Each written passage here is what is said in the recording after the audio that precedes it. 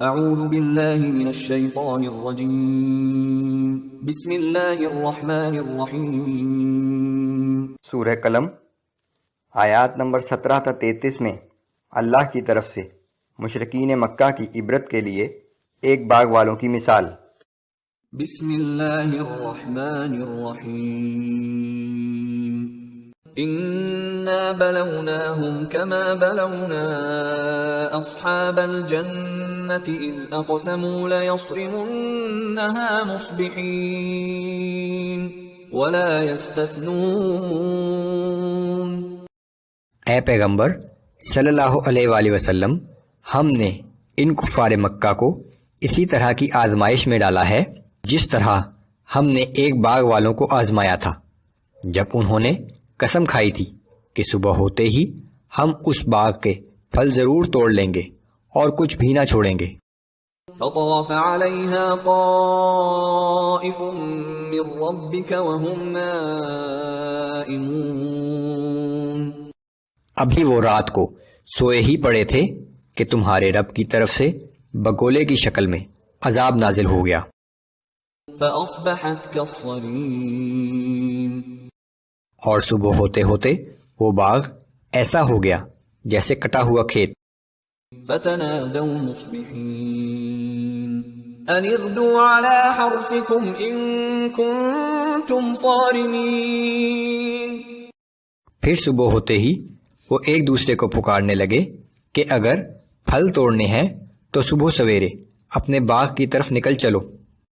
فانطلقوا وهم يتخافتون ألا يدخلنها اليوم عليكم مسكين۔ چنانچہ وہ چل پڑے اور آپس میں چپکے چپکے کہتے جاتے تھے کہ آج کوئی مسکین تمہارے باغ میں نہ آنے پائے۔ وغدوا على حرد قادرين۔ اور صبح سویرے اس مصمم ارادے سے چلے کہ آج کسی مسکین کو نزدیک نہ آنے دیں گے۔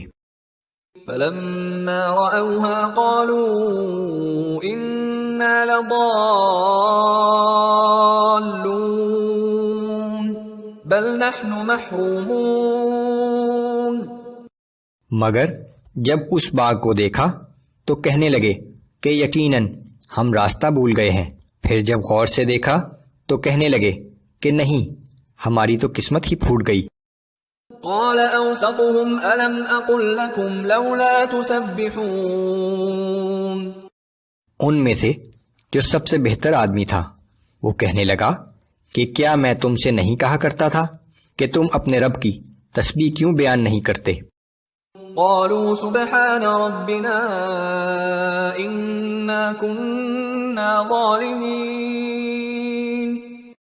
تب وہ کہنے لگے کہ ہمارا رب تو ہر عیب سے پاک ہے، بے شک ہم ہی قصوروار تھے۔